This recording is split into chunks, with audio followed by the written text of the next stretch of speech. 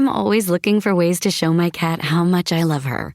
And with Fancy Feast gems, I can pamper her whenever I want with a savory gravy on top of a gourmet mousse pâté. The pyramid shape makes serving simple, so all I have to do is peel and plate to make mealtime feel extra fancy. And with 2 entrees in every pack, it's easy to turn every day into the extraordinary. Fancy Feast gems. Finished training for the day? Time to fight post-workout fatigue with Core Power Protein Shakes. They're packed with 26 grams of high-quality protein to build muscle and electrolytes to help hydrate. The nutrition you need to help your body replenish, rebuild, and repair post-workout so you can power on to the next one. Champion your recovery with Core Power. Visit corepower.com to learn more.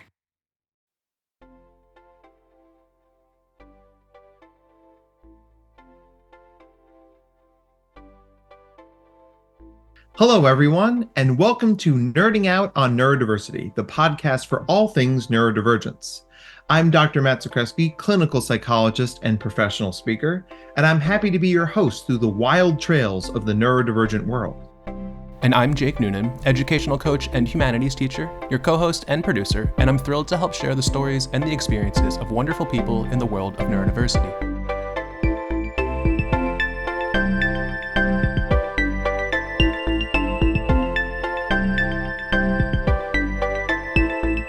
We're really excited for today's guest, which we are going to say a lot because we're always really excited about every guest we get. So let's get into it. Hello, everyone, and welcome to a special episode of Nerding Out on Neurodiversity because we are celebrating the 1-year anniversary of this illustrious podcast. Cheers, applause, hooray, hooray, hooray, hooray, hooray, hooray. Yes, we're very proud of ourselves. Woo! With me, as always, is the clock to my paper, Mr. Jake Noonan. Say hi, Jake. Hi, everybody. Great as always to be here. Dr. Matt, do you mean like a physical clock or like a specific thing?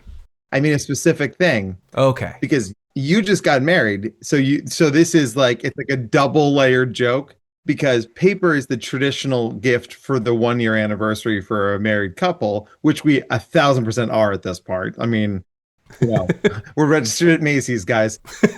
For sure. Yeah, but the modern 1-year wedding anniversary is clocks. So Interesting. I never knew that at all about 1-year anniversaries for weddings. it is one of my hyperfixations. Every year I get Julia something that is aligned with either the traditional or the modern wedding anniversaries, largely because it's just like, it's like a fun challenge to navigate. Like what's like, if I have the circle of stuff Julia likes and then the circle of what I'm supposed to buy, Right. what's that diagram? Sometimes it's real small. Oh, for sure. For the 10-year, they're like, you can either use tin or diamonds. And I was like, well, I can't afford diamonds. Like tin? Could you get just like tin foil, or would that count as like aluminum, even though tin is in the name sometimes? Well, you know, it's funny. They say tin or aluminum. Okay. I'm going to wrap our entire room in aluminum foil for a 10-year. Right. And I was like, if I gave Julia a thing of aluminum foil, she would give me the keys to the garage. Cold out here. Happy anniversary. Here's some tin foil. Have fun. When we're recording this, you have what? 360 more days to worry about that. So you got time, you know, I mean, Something like that. And I'll still forget there's paper involved.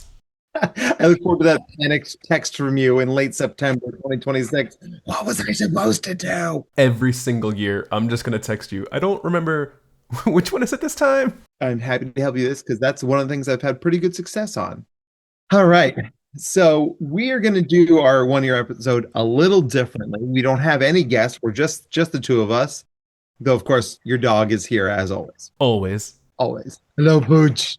Hello, Pooch.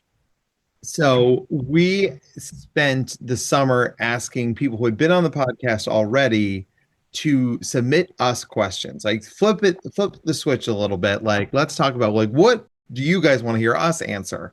And we've got quite a few. So we're going to do this episode reading off a question from one of our illustrious guests. We're going to both answer it. And then at some point we'll wrap this episode up because Jake, I have a special wrap up question for you. Ooh. Okay. Yeah. Okay. Yeah. That means I'm going to have to think of one on the fly for you. You have 48 minutes to think of one for me. Got it. I'm going to let you know right now, just to get that going. My question to you has something to do with Danger Club. Ooh. Okay. Okay. All right. Okay. I will also ask you something along the lines of Danger Club. Also, low key, and I know that like you were nice enough to invite me to your wedding and we had a great time. But at this point, the wedding's past. And I don't have any reason to be nice to you anymore. Danger Club slaps. I mean, you guys are really good. Thanks. My favorite part is your brother, this big burly Kyle Glass looking motherfucker who's just like it's like he was somehow Kyle Glass meets ZZ Top, also meets like the Mumford and Sons, like Oh, yeah. and like he made all of that into one human. And I was like, I love this. I love every part of it. I'll have to tell him that. Yeah, you absolutely should. I told him I'm crashing his wedding, so I mean, like, you guys are stuck with me now. Perfect. At a point in time somewhere in the future. So, all right, should we do our first question? Absolutely. Yes. I love questions. All right. So I've got the list of questions here. Very first one. Here we go. We might as well ask our first question by flexing the most famous guest we got, at least vis-a-vis in terms of TikTok followers. But Jerry Chang is just the most bestest, and I love her very much. So Jerry asks us, other than me, who would be your dream celebrity guest speaker? Do you want to go first or do you want me to go first? I want you to go first. Ooh, you want me to go first? Okay, I feel like Matthew Lillard's going to have to be up there for both of us, but that doesn't really count for me. I almost feel like he doesn't count anymore. He's like he's the equivalent of like the super hot girl in high school that you don't have a chance with. Like, so if you're going to ask somebody to prom, it would be like, blah, blah, blah, Becky Stevens. That feels like a very cliche white person name. Yeah.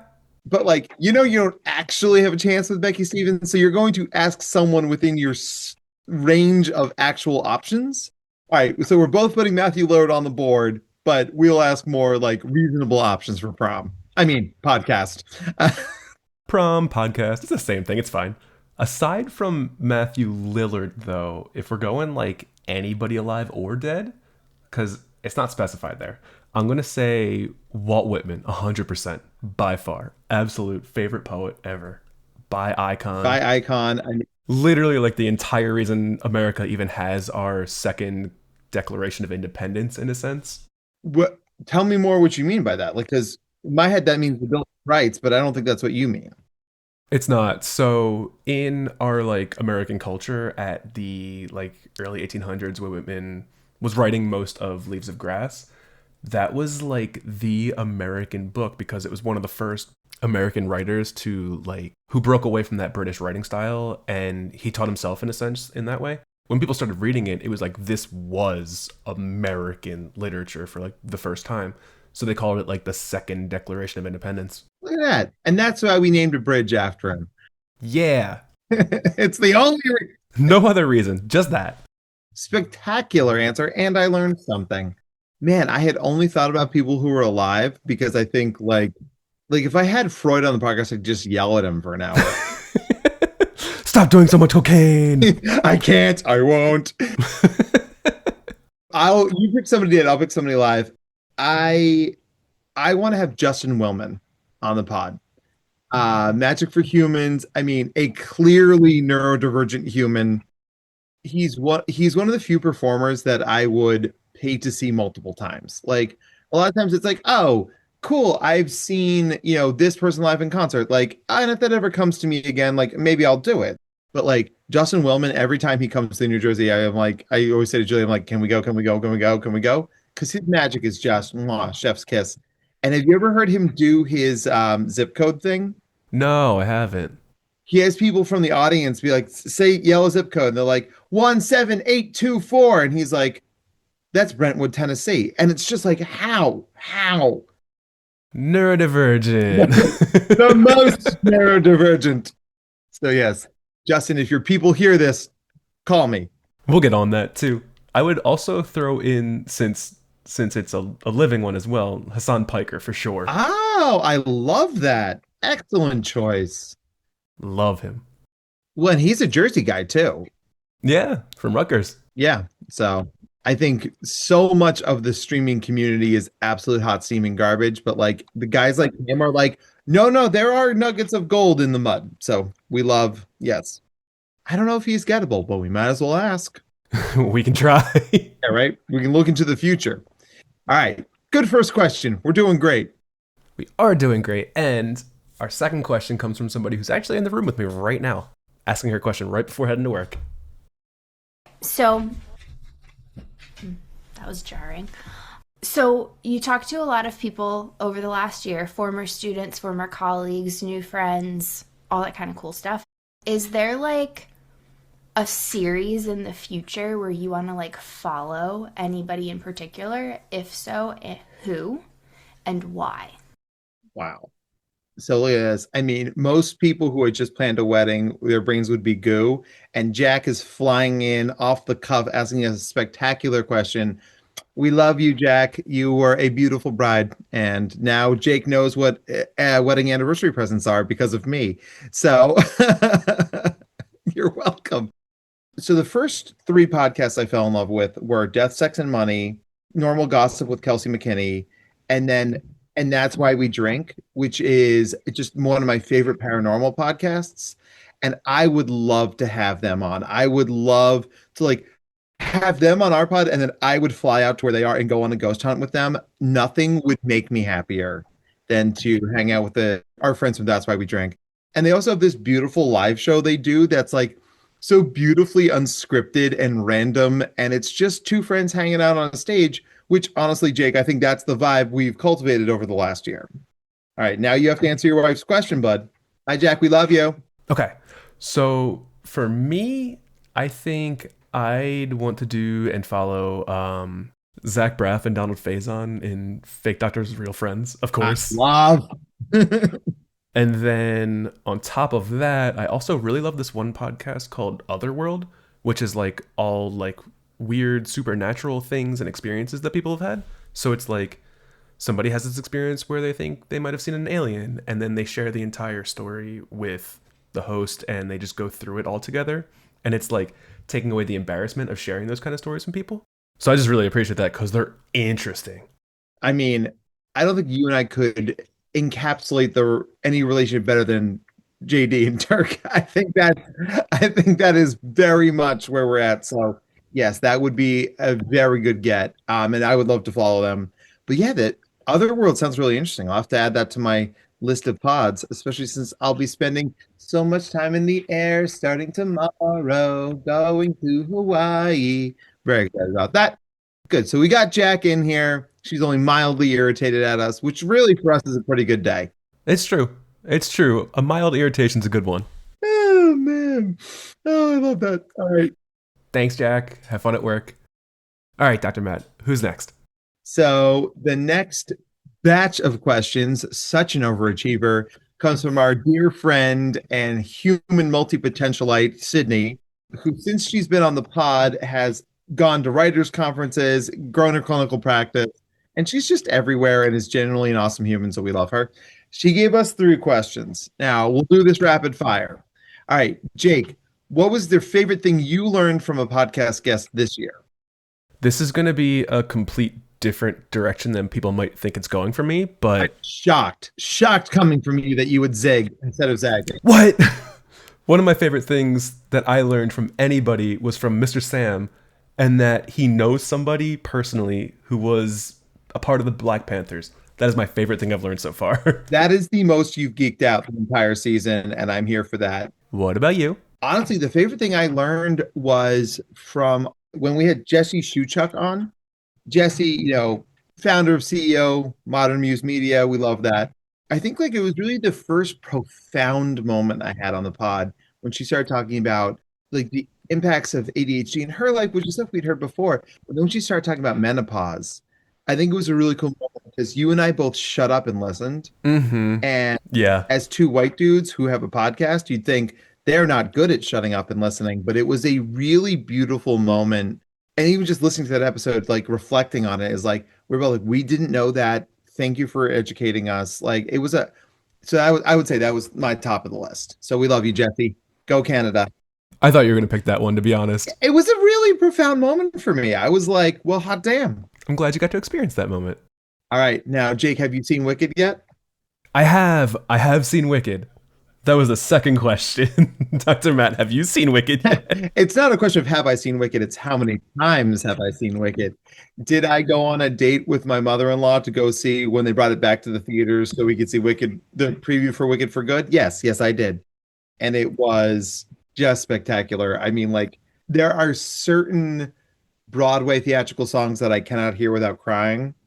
And For Good is just like it's instant waterworks for me, right? So like So Big, So Small from Dear Evan Hansen. Like, I mean, I just like, I'm just a mess. So Mm-hmm. love Wicked. So excited for the sequel. I will definitely be there with my mother-in-law watching it. Nobody else. Just you and your mother-in-law. We will rent out the entire theater. It will be only us. I wouldn't be surprised, to be honest, though. No, I mean when we went to go see the when they brought it back to the theaters, we were waiting in line. They give you this poster and a little pin. There was all this little swag for it, but there was this guy in front of me and like a very clearly gay human, and he looked at me. He's like, "There's not a single straight person in this theater." I was like, "Hey." But looking around, I mean, it actually like it was just every queer artsy human from northern New Jersey happened to be in this theater at this time. It was pretty great. That's fantastic. I love that. Yeah, love that. All right, and now there's one more question from Sydney, and I think I'm really interested, Jake, for your answers on this one. What personal projects or side hobbies are you each pursuing lately? This is only an hour-long podcast, Jake, so you're gonna have to edit yourself.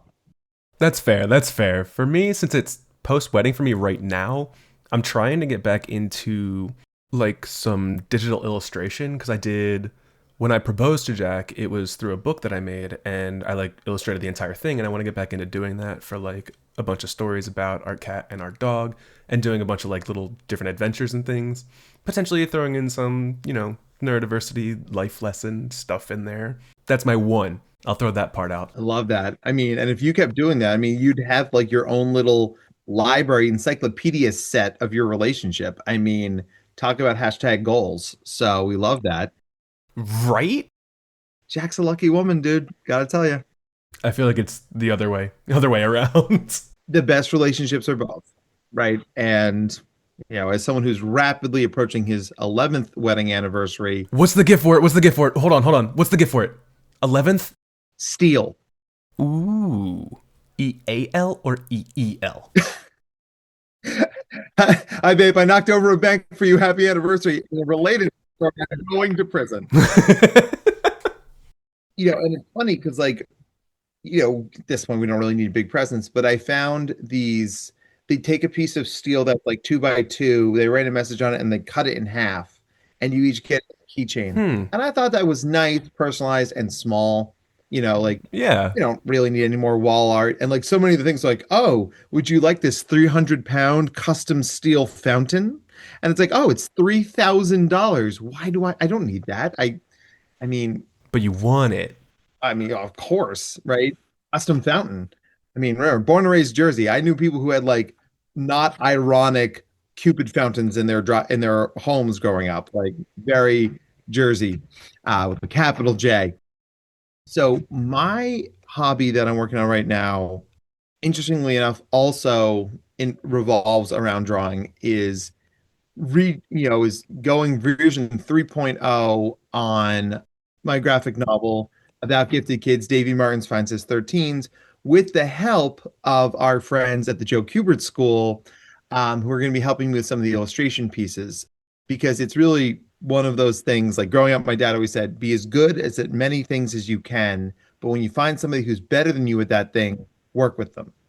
And so I am an above average artist. I'm in the 90th percentile, but everybody at the Joe Kubert School is in the 99th percentile. Mm-hmm. And hot damn, the book look better if they draw it. So it's going to be a really cool collab. And that's something that as we move into 2026 should start to see the wheels start moving on that. So that's my next project. That's so exciting. Oh, and the Joe Kubert School is phenomenal. I mean, like that was such a cool episode, and like really, the next time you're up this way, dude, like we'll just go and visit them because like just walking around, it is such a museum of comic book history, and you will absolutely want to sign up. Like you'll be like, where do I put my deposit? Can I live here now? It's really That's fantastic. yay. All right, so we got projects. Good. All the projects, all the projects. Who's the next one from, Dr. Matt? So our next question comes from, it's funny, Jake. We always joke that like we were like instantly like, oh, you're like you and I are like the human Spider-Man meme, right? We're like, oh, what? Yeah. You know the one where there's three of them that they did for Spider-Man. Like you, me, and Mr. Sam really are the like, yep, you, me, what, yep. I mean, like we're all awesome, gifted ADHDers. We're all married to women who are way out of our league and make our lives better, and yay for us. We all love at teaching others and connecting with others, and we lead with our neurodiversity. And like honestly, just the first time I met him, I was like, oh yes, this is one of my people. So I think it's appropriate that our next question comes from him, and we love you, Mr. Sam. So Mr. Sam asks, tell us a story about a person who changed your life and may or may not know it. Do you want to go first or do you want me to go first? Do you have an answer? I do. Okay, then go. Okay, so outside of you, obviously, because you do know it, but I was like, that I do know. Everyone at your wedding told me multiple times, and I kept being like, ah! I don't want compliments. Ooh. Thanks, I hate it. But one of the people who changed my life, and I think he knew it like before he died, was my philosophy teacher from high school. Oh, wow. My senior year of high school, I never had a teacher who actually like cared to let us talk as people. It was always like, I'm lecturing at you, or here's a worksheet, or you've got testing to do. It was never like, you're a person, what do you think? And it was the first time that we were given a lot of freedom to just like explore the world of thinking. And he gave me such good feedback on just like how my thought process was. And it really like, looking back, I think he was the first person who really saw me as like neurodivergent without knowing what that meant, because he was a lot older too. He's the whole reason I ended up getting into teaching too. So, Oh, wow. in a sense, he's why I even know you. Well, that's a hell of an answer, man. Yeah, I mean, really, that first teacher is just, it's everything, right?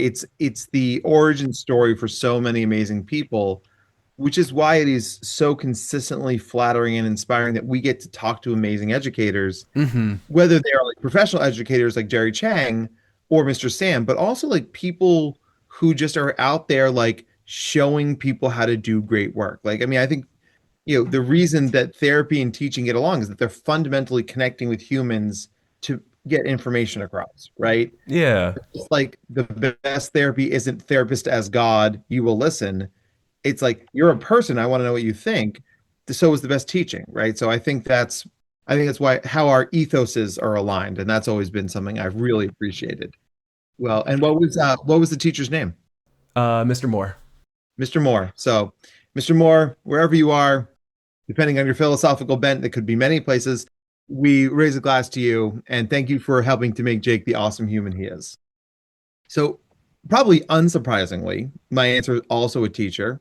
And I know that she knows this, but I also just feel like compelled to say it again.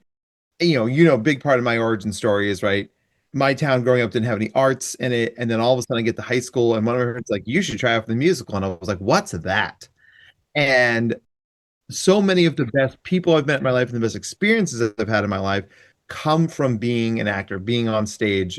So Miss Suzanne Sweeney, who is my high school theater teacher and the mom of one of my best friends then, who remains one of my best friends, Casey, her giving me a shot and not seeing me as what I couldn't do, which was basically everything, and seeing me what I could do, that I was an above average dancer and I was willing to try. And that's why the arts matter, right? Because it's a place for people who don't necessarily fit, but you don't need to come in as a finished product, right? And I was infinitely better by senior year than I was freshman year, but none of that would have happened if she hadn't taken a chance on me. And so, Miss Sweeney, I did get to say this at her retirement party, but it's nice to say it again. I know I wouldn't be where I am without her. We love teachers. We love teachers. And neither of us cried, which is, I think is pretty solid. Yeah, right? It's amazing. It's a little heavy, little heavy in this room right now, a little dusty, as the kids say. We're here for it, though. We're here for it. Dr. Matt, who is the next one from? Coming in from our dear friend Mitch Grace, General Rockstar Human. He asks us, and boy, what a terrible question to ask a philosophy human. Hey, Jake, what's your favorite thought experiment?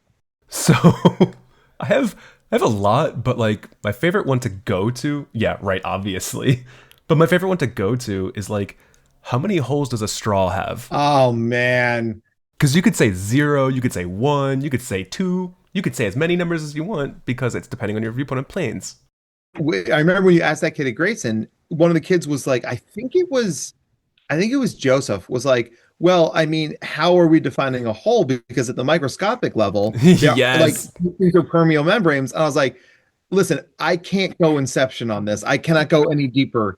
I think it's 2. I've always thought it was 2, but I can't handle the microscopic plane right now. There's a lot more than 2, or there's 0. Right. Ah! So thanks for breaking my brain. You're welcome. Yeah. What's your favorite thought experiment? So mine is, so when I was in my 20s, I lived in Boston, and we used to go to this lovely dive bar called Our House, and it was all set up like somebody's living room. And it was just the worst bar in the world in the best possible way. Like the couches were, it was like a half step up from Frat House. It was awesome. Okay. They sold Brewbaker beer, which if you know New England, it's brewed in Somerville, Massachusetts, and it's the worst beer in the world, but there's a lot of it for cheap. So you would buy 2 Brewbakers for $5 and you would drink them and you would hate yourself in the morning.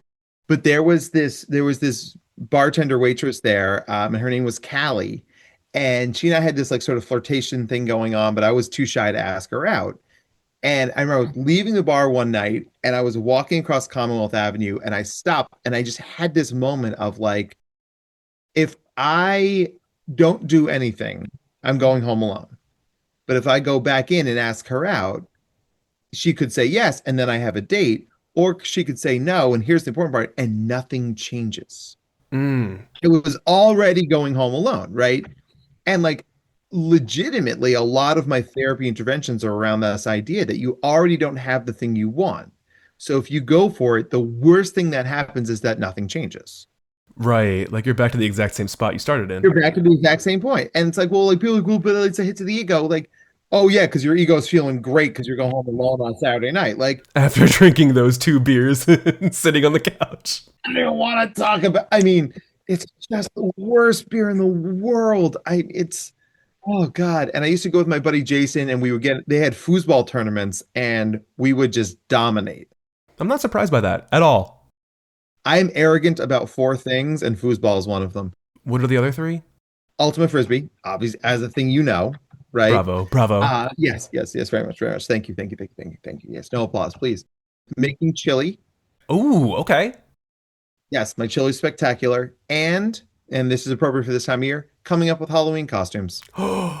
Okay, I'm going to you for our Halloween costume. I'm just saying. I'm a Halloween expert. Yes, and I'm already thinking about the things that we could do for you guys, and it would be glorious.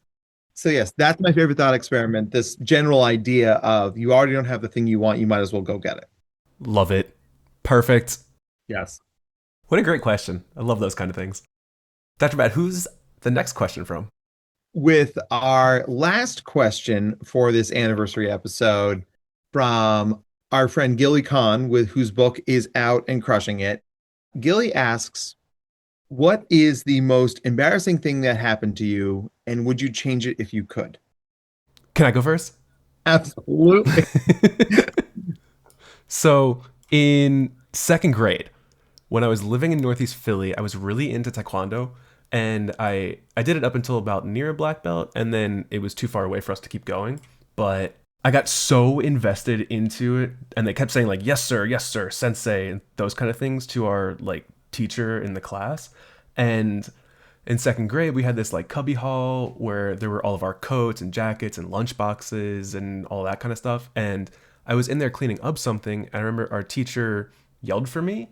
And I just yelled as loud as I could in that little tiny cubby while everybody else was quiet. So the teacher was asking where I was. And I just yelled out like, yes, sir, or yes, sensei or something. And I was like, oh, no. I wouldn't go back and change it, but that's the first thing that came to mind. I mean, that is the volume, the lack of self-control. It's all very you. Yeah, just a little bit. Walking out back into the room with everybody staring at you was uncomfortable at first. Yep. Oh man. So mine is it's more in like the dating world, right? Like, and a lot of what we talk about when you're doing gifted psychology is what gifted people, neurodivergent people in general, suffer from what we call secret rules, right? Like rules that come either from a strong sense of justice or from like this idea of like, I have to hold myself to this high standard of behavior and I'm not going to communicate that to anybody else, right? But I'm going to feel this way. So there was this girl that we met in high school. Her name was Tamara. And she and I stayed in touch. She went to another small college in North Carolina. I want to say it was Davidson, but not sure about that. But she was on the Ultimate Frisbee team there. I was on the Ultimate Frisbee team at Wake. And we had reason to be around each other a lot.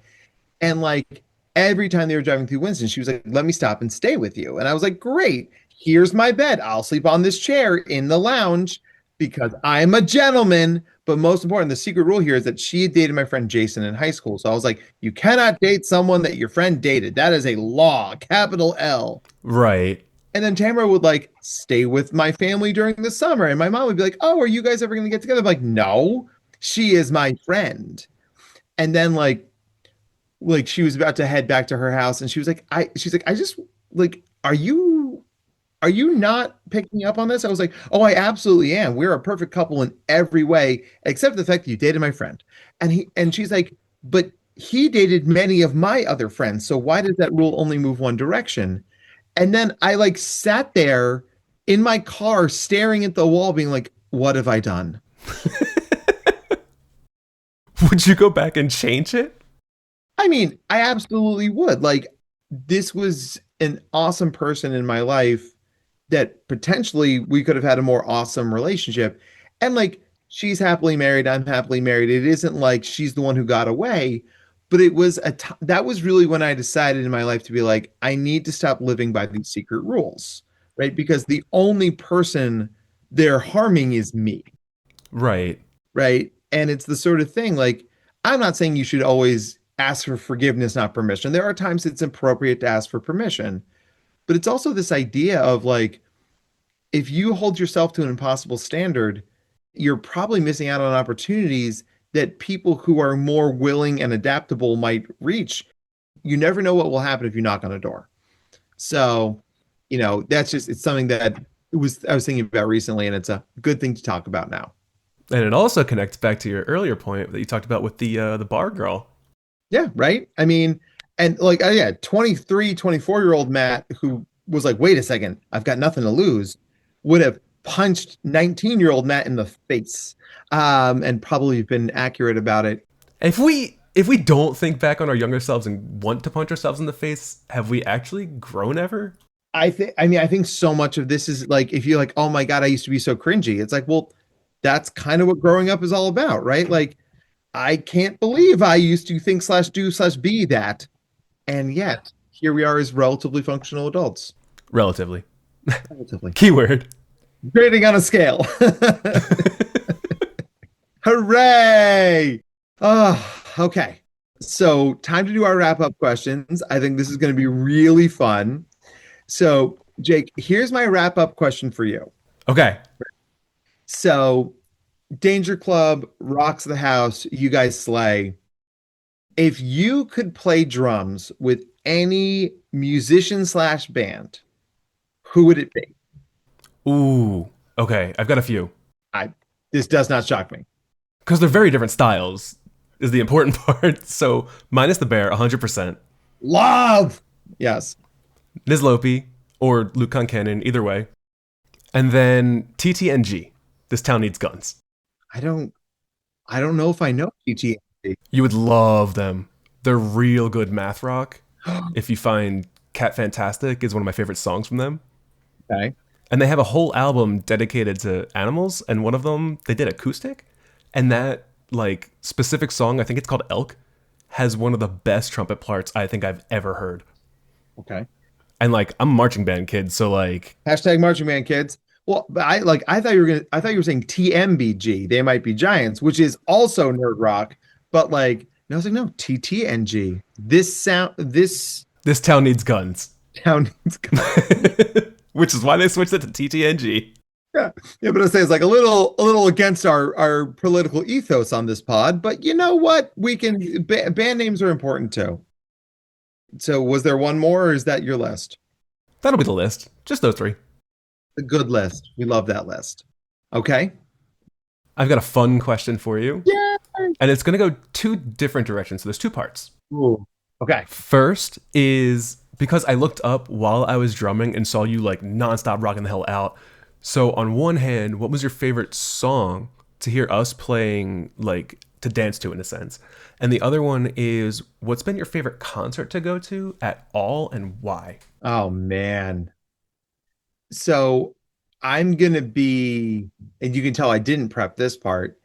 I love a good cover, right? Like I love a good cover, and I thought that What the Hell was great. I love the spin you guys put on it because listen, I'm an Avril Lavigne stan. I understand that she's kind of a awful human being, but like, listen, those songs from the late 90s, early aughts were awesome, and I apologize for nothing. But I always prefer originals to covers. Mm-hmm. And the problem is that like I don't know any of the names of the originals, right?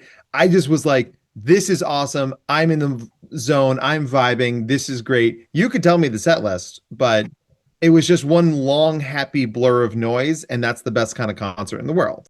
So I think the best concert I ever really went to wasn't really a concert. So as you guys know, I'm a huge fan of Be More Chill. And it started in Red Bank, New Jersey, which is next to where I grew up. And I got tickets for their 10th anniversary show. And so it wasn't a theatrical production.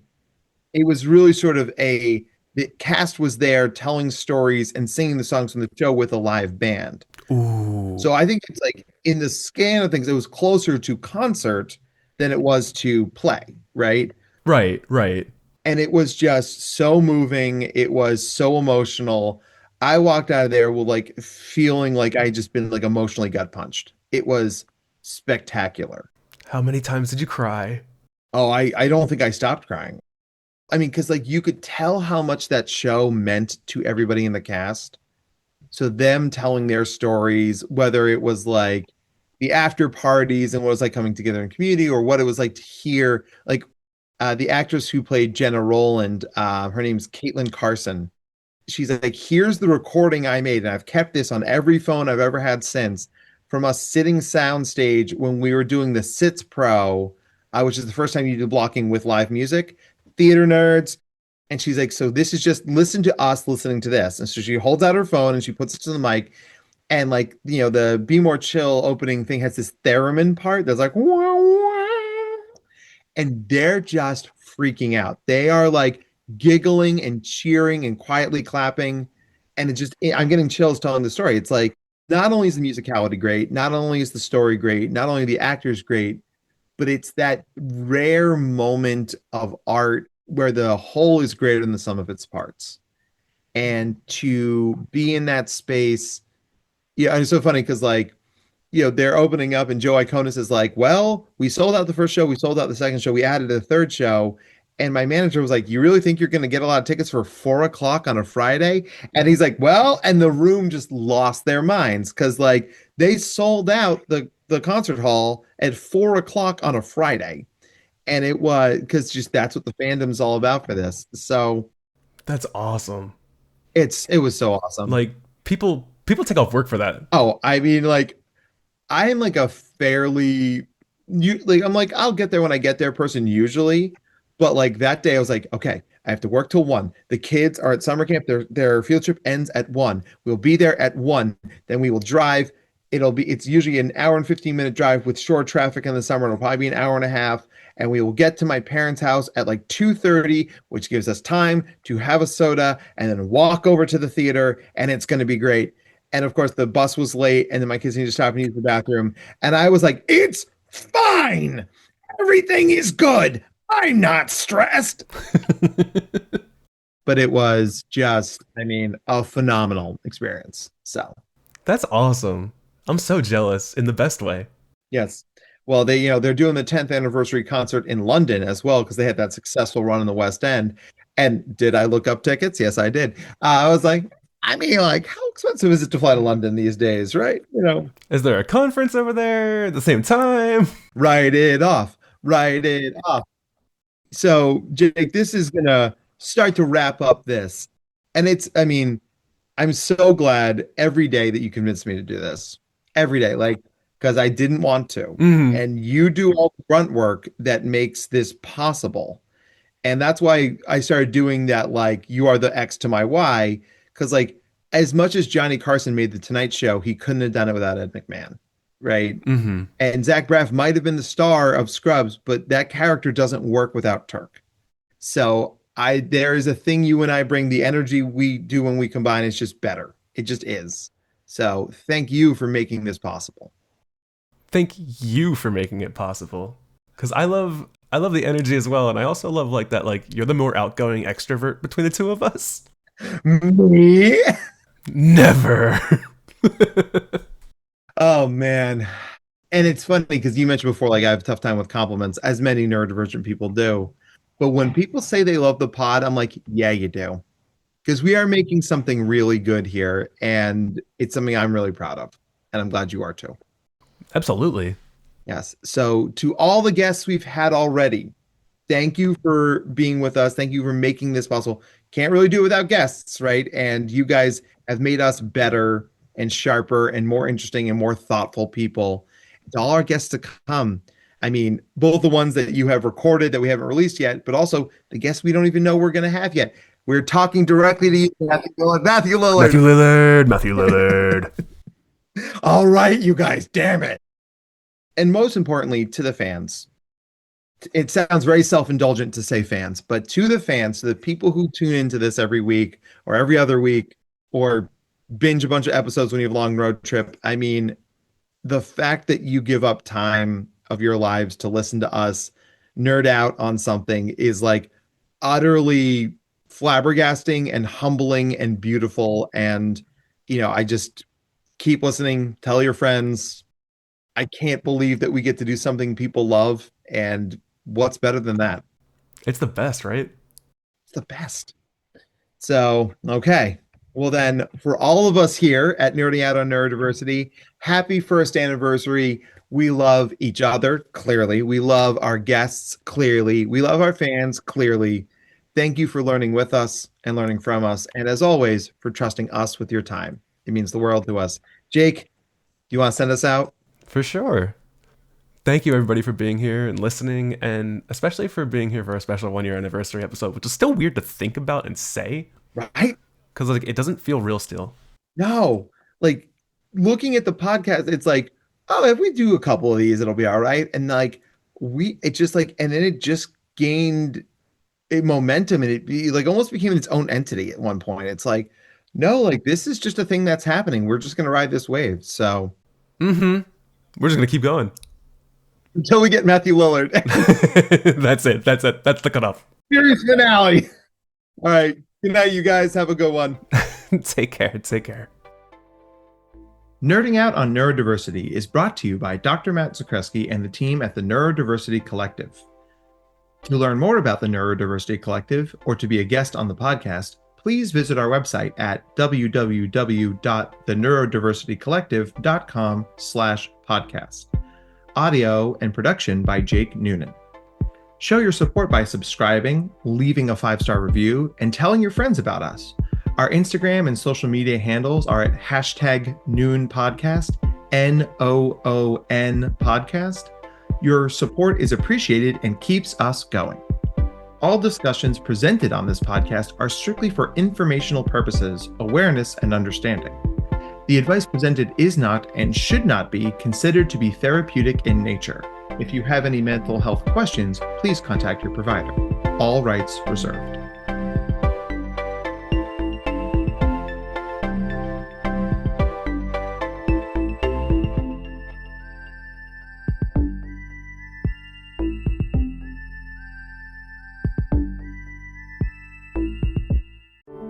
Every minute your finance team spends wrestling with data is a minute lost. Insight Software's AI-powered insights instantly move you from complexity to clarity. Automated analysis, real-time reporting, strategic recommendations, all at your fingertips. Transform how your finance team works and watch your business grow. Stop wasting time. Start making smarter decisions. Learn more at insightsoftware.com/AI.